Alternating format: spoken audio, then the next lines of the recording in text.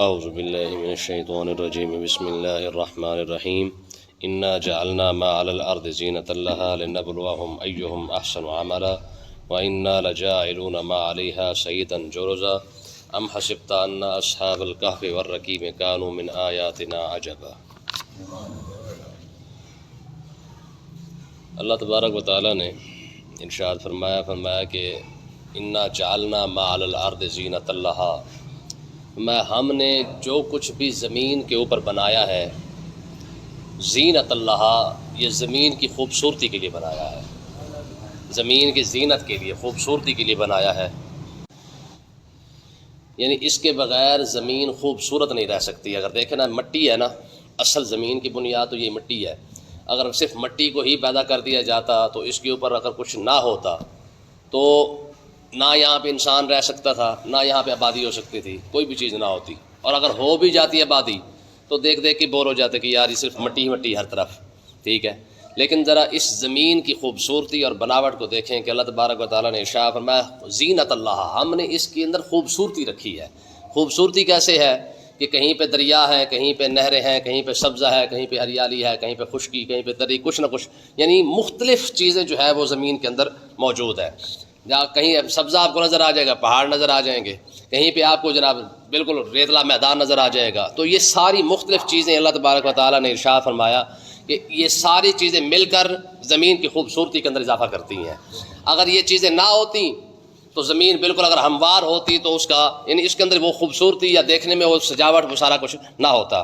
لیکن کیوں ہم نے پیدا کیا ہے، اس کی وجہ کیا ہے؟ لنبلوہم ایہم احسن عملا، فرمایا تاکہ ہم انہیں آزما سکیں، یعنی انسانوں کو آزما سکیں کہ ایہم احسن عملا، ان میں اچھے عمل کون کرتا ہے۔ اب زمین کی خوبصورتی کا انسان کے اچھے عمل کے ساتھ کیا تعلق ہے؟ انسان کا اچھا عمل اپنی جگہ پہ، زمین ہے یا زمین کی خوبصورتی اپنی جگہ پہ ہے، تو یہ اس کی وجہ کیا ہے؟ تو یاد رکھیں اللہ تبارک و تعالیٰ نے یہ جتنے بھی نظارے رکھے ہیں نا، اس کی وجہ صرف اور صرف یہ ہے کہ انسان اس کو دیکھ کر یا ان چیزوں کو دیکھ کر رب کی معرفت حاصل کر سکے، یعنی سوچنے پر مجبور ہو جائے کہ آخر کوئی ہے تو صحیح نا جس نے جناب والا سیدھی زمین کو اوپر کر دیا ہے، پھر پہاڑ رکھ دیے ہیں، پھر کھائی آ جاتی ہے، پھر سمندر آ جاتا ہے، پھر خشکی آ جاتی ہے، پھر سبزہ آ جاتا ہے۔ یہ کس نے بنایا ہے؟ کس نے پیدا کیا ہے؟ کوئی تو ہے جو اتنا بڑا نظام چلا رہا ہے، کہیں پہ سبزہ ہے، کہیں پہ خشکی ہے، کہیں پہ اچھا پانی ہے، کہیں پہ میٹھا پانی ہے، کہیں پہ کھارا پانی ہے، حالانکہ زمین ایک ہے۔ تو باغ، کہیں پہ باغ لگا ہوا ہے، کہیں پہ جناب اللہ فصلیں اگی ہوئی ہیں۔ تو یہ سارا نظام فرمایا بنانے کا مقصد کیا ہے؟ لنبلوہم ایہم احسن عملا، ہم صرف انسان کو دیکھنا چاہتے ہیں کہ یہ اچھا عمل کرتا بھی ہے کہ نہیں کرتا ہے، ٹھیک ہے۔ تو اس یہی وجہ ہے کہ ہمارے بزرگ فرماتے ہیں کہ کائنات کی ہر شے جس میں بھی غور کرو گے تمہیں رب کی معرفت نظر آ جائے گی، لیکن شرط کیا ہے؟ غور کرنے والی بات ہے، فکر کرنے والی بات ہے۔ جتنا کوئی سوچتا جائے گا، دیکھتا جائے گا، اتنی رب کی معرفت اسے حاصل ہوتی جائے گی۔ فرمایا کہ صرف انسان کے اچھے اعمال کی طرف انسان کو لانے کی خاطر ہم نے یہ ساری زمین کی خوبصورتی بنائی ہے، ٹھیک ہے۔ پھر بھی بندہ کہے جی سانو رب نے دتا کی ہے، عام لفظ ہوتا ہے نا بندے کے منہ میں، ٹھیک ہے جی، سانو رب نے دتا کی ہے۔ تجھے رب اور دے کیا؟ تو نہیں تھا، تجھے رب نے سب کچھ، تجھے وجود عطا فرمائے، تھوڑی بات تھی، ٹھیک ہے۔ میں نے پہلے بھی آپ کو بتایا نا کہ ایک بزرگ بن سنور کے ذرا باہر نکلے تو دل میں خیال آ گیا، شیشہ دیکھا تو اس نے کہا واہ بھائی واہ، رب نے بڑا سونا بنایا مجھے بھائی، ٹھیک ہے۔ وہ باہر نکلے تو کتا کھڑا تھا آگے، اس نے کہا بابا ذرا مجھے یہ بھی بتاتا جا، تو نے کون سی نیکی کی تھی کہ رب نے تجھے انسان بنا دیا، اور میں نے کون سا گناہ کیا کہ رب نے مجھے کتا بنا دیا ہے۔ بندہ سوچے تو صحیح نا کہ آج یہی چیز ہے، جس بندے کو آپ دیکھ لو کہتے سانو رب نے دتا کی ہے، تھوڑی سی تکلیف آئی نہیں، تھوڑی سی پریشانی آئی نہیں، سیدھا ڈائریکٹ رب پر جناب اللہ اعتراض شروع، ٹھیک ہے جی، ٹھیک ہے، سانو تو رب نے دتا کوئی نہیں، ساری تو زندگی خراب ہو گئی، سارا تو یہ خراب ہو گیا، سارا تو وہ خراب ہو گیا، ٹھیک ہے۔ فرمایا کہ تو نے کبھی غور کر کے دیکھا ہے جو رب نے تجھے عطا فرمایا وہ تو کسی کو بھی نہیں عطا فرمایا؟ پوری کائنات کے اندر جو کچھ انسان کو جتنی عزت رب نے عطا فرمائی، قرآن پیچھے پڑھا ہے نا، وفضلنا علی کثیر ممن خلقنا تفضیلا، کہ ہم نے ساری مخلوق پر تجھے عزت عطا فرمائی ہے، ٹھیک ہے۔ 4 روٹی ملی نہیں ہے، 4 دن پریشانی آئی نہیں ہے، سیدھا جناب اللہ کہتے ہیں سانو رب نے دتا کہ، ٹھیک ہے۔ آگے اللہ تعالیٰ نے کیا ارشاد فرمایا؟ فرمایا وَإِنَّا لَجَاعِلُونَ مَا عَلَيْهَا سَعِيدًا جُرُزًا، فرمایا کہ جو کچھ ہم نے بنایا بھی ہے، فرمایا کہ اس کے اوپر زمین کے اوپر جو کچھ بھی موجود ہے، ما علیہا جتنا کچھ بھی ہم نے یہاں پہ بنا رکھا ہے، سعیدن جرزا ایک دن ہم اسے خشک میدان بنا دیں گے. ٹھیک ہے، اس کا مطلب کیا نکلا کہ جب تک انسان رہا یہ ساری چیزیں موجود رہیں.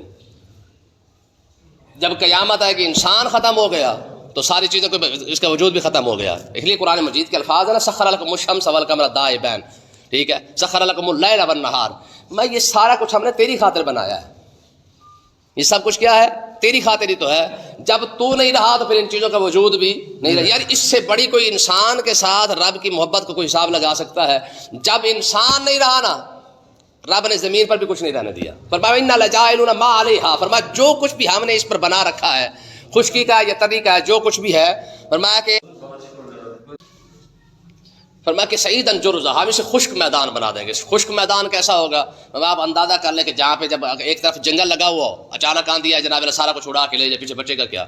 ٹھیک ہے، تو فرمایا کہ یہ زمین کی ہریالی، یہاں کا سبزہ، یہاں کی جو فصلیں، یہاں کا جو لہلہاتا موسم، یہ سب کچھ جتنا کچھ بھی ہے نا، میں وہ اس لیے کہ تاکہ تو اس میں موجود ہے. جب تو نہیں رہا تو پھر ہم نے یہاں پہ اور بھی کچھ رہنے بھی نہیں دیا. اب یہ ساری باتیں کرنے کے بعد پھر اللہ تبارک و تعالیٰ نے ارشاد فرمایا ام حسبتا، فرمایا تجھے اس بارے میں پتہ ہے، ان اصحاب الکہف والرقیم، یہ جو کہف والے تھے یعنی غار والے، والرقیم وہ جو جنگل کے کنارے پہ رہنے والے تھے، کانوا من آیاتنا عجبا، وہ ہماری عجیب نشانیوں میں سے ہیں.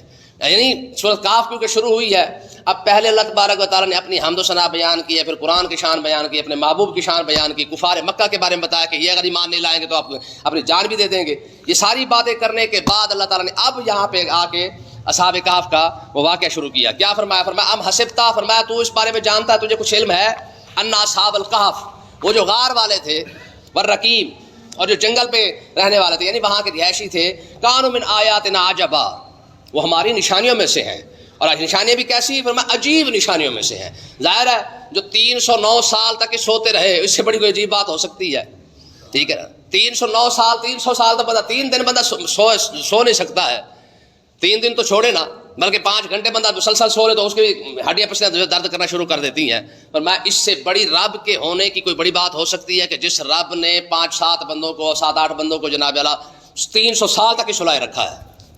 پھر آگے سارا کچھ آئے گا. ٹھیک ہے جناب اللہ، سال بعد ان کی کروٹ بھی بدلتا رہا. ٹھیک ہے، سال بعد جناب اللہ اس کی ادھر سلا دیا، سال بعد ادھر سلا دیا. فرمایا یہ ہماری سب سے بڑی نشانیوں میں سے ایک نشانی یہ ہے. کون سی؟ فرمایا کہ ہم نے ان کو 300 سال تک سلائے رکھا. وہ سارا واقعہ یہاں سے شروع ہو رہا ہے. ہوا کیا ہے یا اصحاب کہف کا خلاصہ کیا ہے؟ خلاصہ صرف اتنا ہے کہ دقیانوس جو بادشاہ تھا، ہم نے جمعے کے اندر بھی یہ پڑھا تھا، وہ دقیانوس بادشاہ، اس کی موجودگی، کیونکہ ظالم بادشاہ تھا، جابر بادشاہ تھا، کافر بھی تھا، تو اس نے زبردستی لوگوں کو اپنے دین پر لگایا. ٹھیک ہے، تو اللہ تعالیٰ ظاہر ہے کسی کو ہدایت بھی عطا فرما دیتا ہے. تو یہ اس کے بارے میں آگے قرآن مجید کے اندر آ رہا ہے کہ یہ 7 تھے یا 9 تھے یا 5 بندے تھے، لیکن غالب گمان یہ زیادہ تر جو قول ملتا ہے وہ یہ کہ یہ 7 بندے تھے. ہوا کیا؟ اب وہ دقیانوس بادشاہ، اس بارے میں بھی اختلاف ہے کہ یہ عیسیٰ علیہ السلام سے پہلے کا واقعہ ہے یا اس کے بعد کا واقعہ ہے، لیکن غالب گمان یہی ہے کہ یہ عیسیٰ علیہ السلام کے امتی تھے، یعنی عیسیٰ علیہ السلام کے بعد کا واقعہ ہے. ہوا کیا کہ وہ دقیانوس بادشاہ، اس نے اپنے دین پر لوگوں کو لگانا شروع کیا زبردستی. انہوں نے کلمہ پڑھ لیا تھا عیسیٰ علیہ السلام کا، لیکن کمال کی بات دیکھیں کہ یہ وہ لوگ تھے جو دقیانوس بادشاہ کے وزیروں کے بیٹے تھے. اب اسے پریشانی ہوئی، اس نے کہا کہ یار اگر مطلب ہے کہ میں انہیں کچھ کہتا ہوں تو میرے وزیر ساتھ جاتے ہیں، وزیر جاتے ہیں تو میرا یوں سمجھے کہ حکومت میری بھی گئی. تو اس نے ان کو تخت اپنے دربار میں بلایا، اور بلانے کے بعد کہنے لگا کہ یار بات یہ ہے کہ تم کیونکہ میرے وزیروں کے بیٹے ہو، تمہیں تو کچھ کہہ نہیں سکتا میں، کیونکہ پھر 5 سال خراب ہونے کا مسئلہ ہے، پھر حکومت چلے گی تو کیا کریں گے.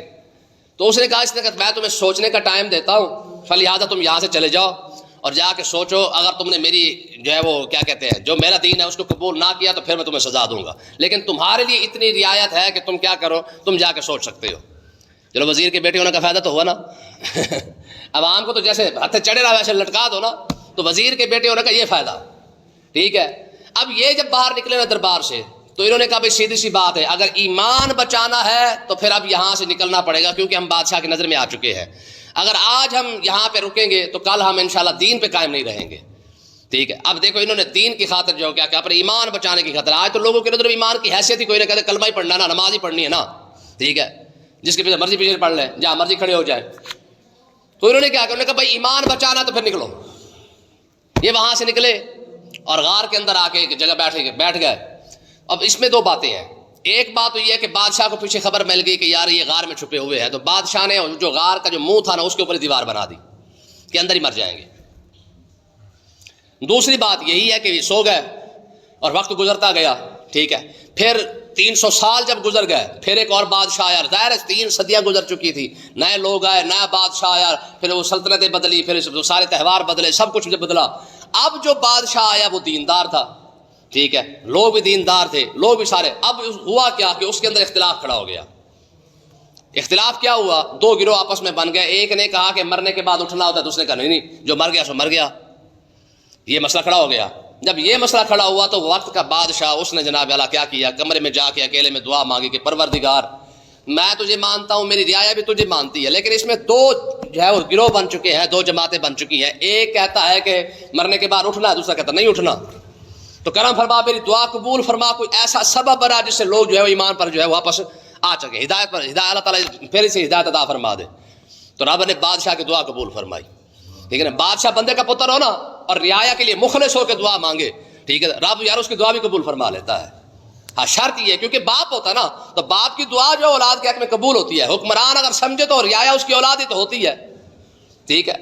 تو اس نے دعا مانگی, اس نے کہا پروردگار کرم فرما کو تو ہی وسیلہ بنا جس سے یہ قوم جو ہے دوبارہ ہدایت پر آ سکے. اللہ تعالیٰ نے اس کی دعا قبول فرمائی. اب ہوا کیا, یہ 309 سال کے بعد یہ پھر ان میں سے یہ اٹھے جاگے. انہوں نے کہا ہاں بھی کتنی دیر سوئے تھے؟ کیا لگا جی گھنٹہ ڈیڑھ سوئے ہیں, کسی نے کہا جی آدھا گھنٹہ سوئے ہیں, کسی نے کہا جی ذرا آدھا دن سوئے ہوں گے. جب یہ باتیں ہوئی تو انہوں نے کہا چلو جتنی دیر بھی سوئے ہیں خیر ہے. ایک بندے کو کہا یہ پیسے پکڑ جا کے باہر سے کھانے پینے کے لیے کچھ لے آ, اور باہر کے حالات کی خبر بھی لے کے آ. جب یہ بندہ باہر گیا تو اس نے ظاہر دیکھا کہ نہ وہ دیواریں, نہ وہ حالات, نہ وہ بندے, نہ وہ ساری, وہ تو چیزیں بدل چکی ہیں ساری.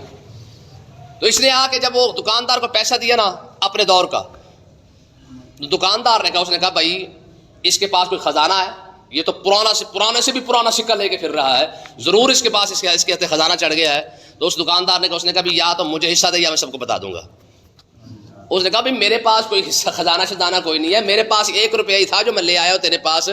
اس نے کہا جو روپیہ تو ہمیں دکھا رہا ہے یہ کرنسی تو آج سے کیا کہتے ہیں کہ 300 سال پہلے کی کرنسی ہے, ٹھیک ہے. اب یہ بات ہوئی تو اس نے ذرا جھگڑا ہوا, اور جھگڑا ہوا تو پھر شور بھی اٹھا. بات تکرار تک پہنچی. تکرار سے انہوں نے کہا جناب اللہ, 4 بندے ظاہر پھر اکٹھے ہو گئے. انہوں نے کہا ہاں بھی کس بات کا جھگڑا؟ انہوں نے کہا اس کے پاس خزانہ ہے, پرانا بندہ یہ چیزیں لے کے آیا ہے, پرانا سکہ. تو اس نے کہا میں نے اسے کہا مجھے بھی دے, تو اس نے نہیں دیا. اب وہ بات 2 بندوں سے 4 تک, 4 سے 10 تک پہنچی, 10 تک تو بادشاہ تک پہنچ گئی. بادشاہ نے کہا بندہ بلاؤ. جب بندہ بلایا گیا تو اس سے جب تحقیق کی گئی کہ اس نے کہا جناب یہ کس کی حکومت ہے؟ اس نے کہا جی میری حکومت ہے. اس نے کہا یا تو دقیانوس بادشاہ تھا. اس نے کہا دقیانوس بادشاہ کون سا؟ اس نے کہا نہ وہ بادشاہ, نہ اس کی رعایا, نہ کوئی بات. اس نے کہا یار ہم کل یہاں سے نکلے ہیں, یہاں پہ دقیانوس بادشاہ تھا, اور اس ظالم اور جابر بادشاہ کی وجہ سے تو ہم نے یہاں سے نکلے تھے, ہم اپنا ایمان بچا کے یہاں سے نکلے ہیں. اس نے کہا اللہ کے بندے جس بادشاہ کی تو بات کر رہا وہ تو 300 سال پہلے تھا, وہ تو 300 سال پہلے کا تھا, وہ تو آج اس کی بات کر رہا ہے. اس نے کہا میرے پاس اسی کا سکہ ہے, اس کی حکومت کا. تو پھر اس نے کہا تو اکیلا ہے؟ اس نے کہا نہیں میرے سارے ساتھی وہاں پہ بیٹھے ہوئے ہیں, کیونکہ اب ان سے پتہ چل گیا تھا کہ یہ اہل ایمان کی حکومت ہے. اب یہ ہوا کیا کہ یہ بادشاہ بھی, رعایا بھی, سارے جناب کوئی 1000-1500 بندہ اکٹھا ہو کے جناب غار کے دانے پہنچا. جب شور اٹھا تو غار کے اندر جو 6-7 بندے پہلے بیٹھے تھے انہوں نے کہا لے بھائی بندہ پکڑا گیا, اور فوج جو ہے وہ ہمیں گرفتار کرنے آ چکی ہے, ٹھیک ہے. اب یہ بھی غار کے دانے پہنچا, اور انہوں نے, بادشاہ بھی پہنچ گیا. اس نے جناب اندر جا کے ان لوگوں کو سارا, وہ جو ساتھی بیٹھے تھے ان کو سارا قصہ بتایا کہ بھائی ہمیں سوئے ہوئے 300 سال ہو چکے ہیں, ٹھیک ہے. اب وہ خود حیران ہوئے. جب وہ باہر نکلے تو ظاہر ہے پرانے وجہ قطع تھی ان کی. اب ہمارے سامنے اگر 100 سال پرانا بندہ بھی کھڑا ہو جائے قبر سے اٹھ کے تو کیا حال بنے گا؟ تو وہ تو 300 سال پرانے کھڑے ہوئے تھے. اب وہ باہر نکلے. باہر نکلنے کے بعد بادشاہ نے جب ان کو دیکھا, دیکھنے کے بعد ساری صورتحال اب سامنے آ چکی تھی. تو ان کو پتہ چل گیا تھا کہ یار ہم 300 سال تک ہی سوئے رہے ہیں, یعنی 309 سال تک ہم سوئے رہے ہیں. یعنی وہ اب ان کو بھی پتہ چل گیا کہ ہم اتنا عرصہ سوئے ہیں, اور بادشاہ اور رعایا کو بھی پتہ چل گیا کہ یہ اتنا عرصہ ہی سوتے رہے ہیں. تو اب بادشاہ نے کہا, اس نے کہا یار بات یہ ہے کہ جو دعا میں نے مانگی تھی نا اللہ تعالیٰ نے اس کو شرف قبولیت عطا فرمائی ہے, ٹھیک ہے نا. یہ رب نے وہ میری دعا کو قبول فرمایا, کیونکہ میں نے دعا مانگی تھی کہ پروردگار یہ جو حیات بعد الموت کے جو منکر ہو چکے ہیں، یعنی مرنے کے بعد اٹھنے کا جو ان کا عقیدہ خراب ہو چکا ہے، اس کے لیے کوئی کرم فرما، کوئی راستہ دکھا، تو اللہ تبارک و تعالیٰ نے تمہیں نیند سے جگا کے اس قوم کا عقیدہ ٹھیک فرمایا ہے کہ جو قوم 300 سال تک سو کے دوبارہ اٹھ سکتی ہے تو مرنے کے بعد اٹھنے میں کون سا مسئلہ ہے؟ ٹھیک ہے، تو یہ تمہارا صرف عقیدہ ٹھیک کیا گیا ہے، اور اسی وجہ سے اللہ تعالیٰ نے میری دعا کو قبول فرمایا ہے۔ تو فرمایا کہ اب ہوا کیا؟ اب یہ ساری باتیں ہوئی تو بادشاہ نے کہا، اس نے کہا ہم اب کیا کر سکتے ہیں؟ تو اس نے کہا، جو بندہ اصحاب کہف کا جو بندہ تھا، اس نے کہا بھی سیدھی سی بات ہے، اب رب نے کیونکہ ہمیں صرف تمہاری خاطر جگایا تھا، اب غالب گمان یہ ہے کہ اللہ تبارک و تعالیٰ اب ہمیں موت بھی عطا فرما دے گا۔ انہوں نے کہا یہ کیا کرنا ہے؟ انہوں نے کہا کرنا کچھ بھی نہیں ہے کہ آپ واپس گھر جائیں، ہم غار میں جاتے ہیں۔ جیسے وہ غار کے اندر گیا تو پھر اللہ تبارک و تعالیٰ نے انہیں موت عطا فرمائی، یعنی وہ پھر جا کے جو ہے وہ ان کا وصال ہوا ہے اسی غار کے اندر دوبارہ۔ اب جب وصال ہوا ان کا تو ذرا مسئلہ اگلا بھی دیکھیں ذرا، ان کے وصال کے بعد ہوا کیا کہ یہاں پہ پھر مسجد بنائی گئی غار کے قریب، ٹھیک ہے، مسجد بنا دی گئی۔ جب مسجد بنا دی گئی تو پھر اس کے بعد جو عرس ہے نا، عرس، یہ جو ہم کہتے ہیں اکثر کہ بابے کا جو عرس ہے یہ کہاں لکھا ہوا ہے؟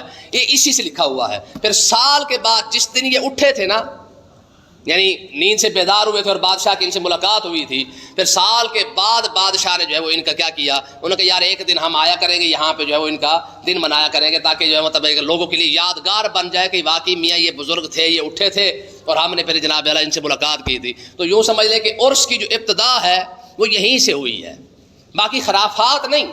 یہ جو آج عرسوں پر ہمارے بزرگوں کی خرافات ہیں یہ نہیں، ان کا تعلق نہیں ہے۔ عرس کا تو مطلب کیا ہے کہ بزرگوں کے دربار پہ جانا، وہاں پہ جا کے قرآن خوانی کرنا، ذکر اذکار کرنا، تلاوت کرنا، ان کو اشارے ثواب کرنا، زیادہ سے زیادہ آپ صدقہ خیرات کر سکتے ہیں۔ باقی جو جہالت کی بنیاد پر جو کوئی مزاروں پر ہو رہا ہے وہ تو غلط ہے، بالکل سمجھے کہ نہیں آئی ہے۔ ہاں، مقصد تو یہ تھا کہ بزرگوں کے اشارے ثواب کیا جائے، ذکر اذکار کیا جائے، وہاں پہ نوافل پڑھے، وہاں پہ قرآن پڑھے، وہاں پہ صدقہ خیرات کرے، غریبوں کو، مسکینوں کو جو بیٹھے وہاں پہ۔ آج کل دیکھیں نا، مزاروں پر سب سے زیادہ جو رش ہوتا ہے وہ مزدوروں کا ہوتا ہے یا پردیسیوں کا ہوتا ہے۔ اب کسی کے پاس اتنے پیسے نہیں ہوتے، جو باہر سے کمانے آئے ہیں، لاہور داتا صاحب آئے ہوئے ہیں، اب اکثروں کی ہوتی یہ ہے کہ یار رات وہیں پہ رہ لیا اور وہیں پہ لنگر میں لائن لگ کے کھانا کھا لیا۔ اب دونوں چیزوں کا ثواب تو ہے نا، کم سے کم ایک پردیسی بندہ اس کے پاس کھانے کے پیسے نہیں ہے، یار آپ نے اس کو لنگر کھلا دیا، پیسے اس کو روٹی کھلا دی ہے، کھانا کھلا دیا، تو ثواب تو ملنا ہے، ٹھیک ہے۔ یا وہاں پہ اگر وہ سونے کا انتظام ہے، مسافر خانے میں وہاں پہ سو گیا ہے تو اس کا ثواب بھی تو ہے ہی ہے نا۔ تو کہنے کا مقصد یہ ہے کہ بزرگوں کے دربار پہ جانا جائز ضرور ہے، لیکن کیا کرنے جانا ہے؟ تلاوت کرنے جائیں، ذکر اذکار کرے، وہاں پہ بیٹھ کے صدقہ خیرات کرے، وہاں پہ بیٹھ کے کلمہ کلام پڑھ کے ان کو بخشے، یہی چیز عرس ہے۔ اس کے علاوہ دوسری چیز کا نام عرس، میں پہلے آپ کو بتاتا رہا تو یہ چادریں لے کے جانا، یہ جناب غسل دینا، یہ سارا کچھ ناجائز ہے، ٹھیک ہے۔ یہ کیا ہے؟ یہ ناجائز چیزیں ہیں، ان کا اسلام کے ساتھ، یہ دین کے ساتھ کوئی تعلق نہیں ہے۔ تو باقی یہ سارا اصحاب کہف کا کیا تھا، یہ مکمل واقعہ تھا، اس طریقے سے وہ اٹھے اور اس طریقے سے پھر وہ چلتا رہا۔ پھر آگے اب قرآن مجید، کیونکہ ہم نے خلاصہ پڑھ لیا یہ واقعے کا کہ اس طریقے سے ہوا تھا، اب یہ سارا اللہ تبارک و تعالیٰ نے ارشاد فرمایا، ام حسبت ان اصحاب الکہف والرقیم، میں تو اس بات کو سمجھ لے کہ ان اصحاب الکہف، یہ جو غار والے ہیں، والرقیم، یہ جو جنگل کے کنارے پہ رہنے والے ہیں، کانوا من آیاتنا عجبا، یہ اللہ کی عجیب نشانیوں میں سے ایک نشانی ہے۔ یعنی جب بندہ اصحاب کہف کا واقعہ پڑھتا ہے نا تو اس کو سمجھ آ جاتی ہے کہ جو ذات 300 سال بعد بندہ اٹھا سکتی ہے نا بندوں کو، اس نے یار ہمیں بھی تو اٹھانا ہی اٹھانا ہے نا، آخر ایک دن ہم نے بھی تو ان قبروں سے نکلنا ہی نکلنا ہے۔ تو یہ اللہ تبارک و تعالیٰ نے قیامت تک کے لیے ایک دلیل بنا دی ہے کہ بھائی موت اور نیند کیوں کہا گیا کہ یہ برابر ہے، صرف اسی وجہ سے کہا گیا کہ مرنے کے بعد بھی اٹھنا اور نیند کے بعد بھی اٹھنا ہی ہے۔ تو یہ دونوں چیزیں ہیں۔ فرمایا کہ جس طریقے سے اصحاب کہف کو رب نے 300 سال بعد اٹھایا ہے، تو قیامت والے دن تمہیں اٹھانے میں کون سا بڑا مسئلہ ہے؟ اللہ پاک سمجھنے کی توفیق عطا فرمائے۔